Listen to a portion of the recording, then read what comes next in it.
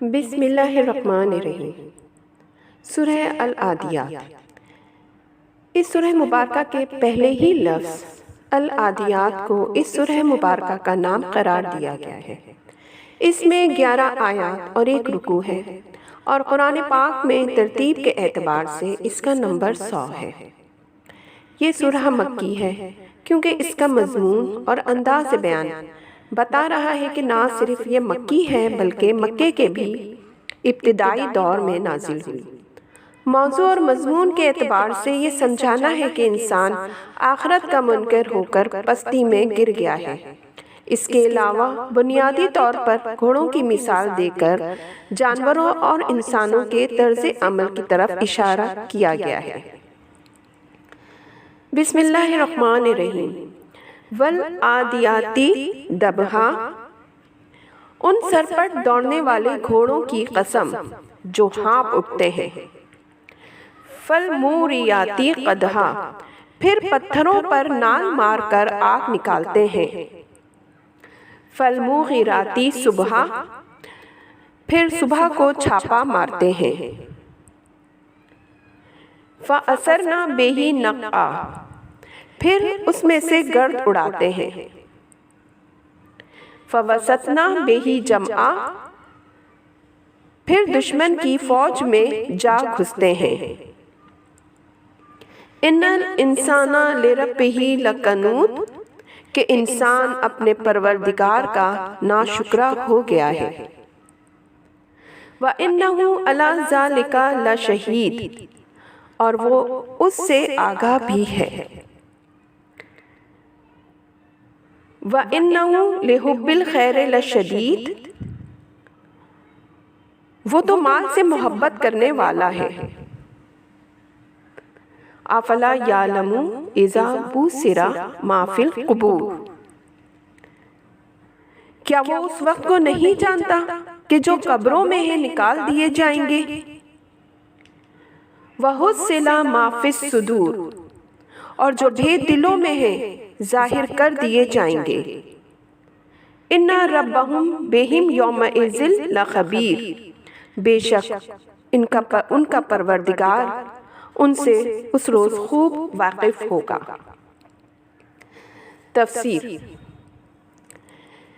ابتدا کی 5 آیات میں اللہ تعالیٰ نے گھوڑوں کی مثال دی ہے اور پھر آیت نمبر 3 میں عربوں کی جہالت کا نقشہ کھینچتے ہوئے جانوروں اور انسانوں کے طرز عمل کی طرف اشارہ کرتے ہوئے آخرت کی یاد دہانی کروائی ہے۔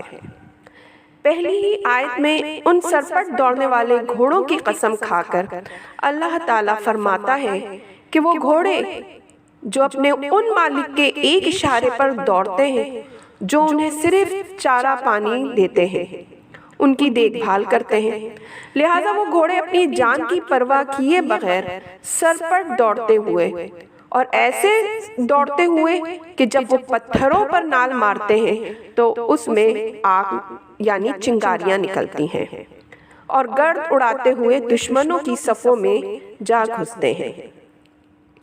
اب چاہے میدان جنگ ہو یا قبیلوں پر چھاپا، وہ دشمنوں کی صفوں میں گھس کر سب کچھ تہہ و بالا کر دیتے ہیں۔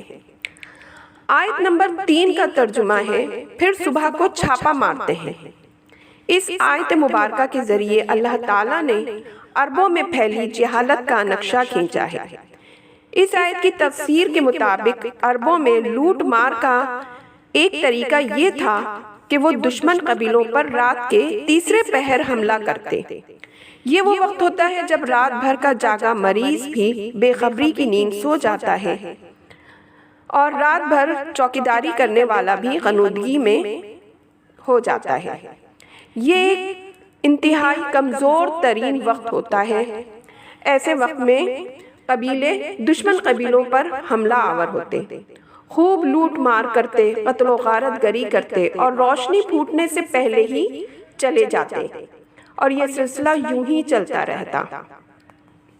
اس آیت مبارکہ میں عربوں میں پھیلی اسی بدامنی کو بیان کیا گیا ہے جس سے سارا عرب پریشان تھا، لیکن مال کی محبت نے انہیں اندھا کر دیا تھا۔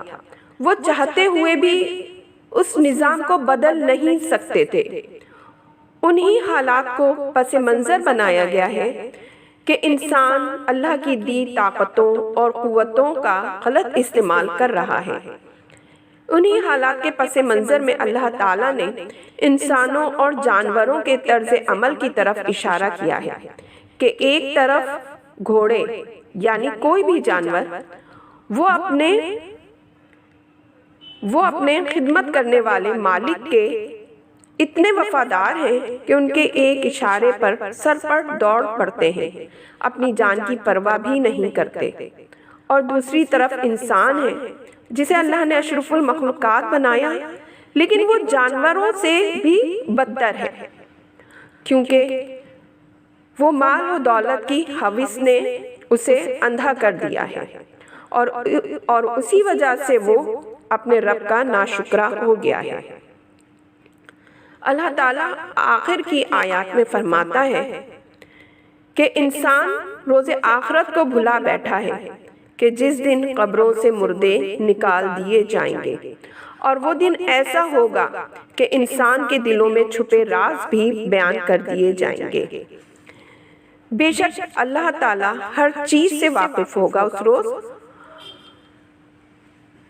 آخری آیات میں اللہ تعالیٰ نے آخرت کی یاد دہانی کروائی ہے۔ اب اس سورہ مبارکہ کی روشنی میں اگر ہم اپنا اور اپنے معاشرے کا آج جائزہ لیں تو معلوم ہوگا کہ آج بھی ہم جیسے اسی دور میں جی رہے ہیں جہاں قتل و غارت گری عام ہے، لوٹ مار عام ہے۔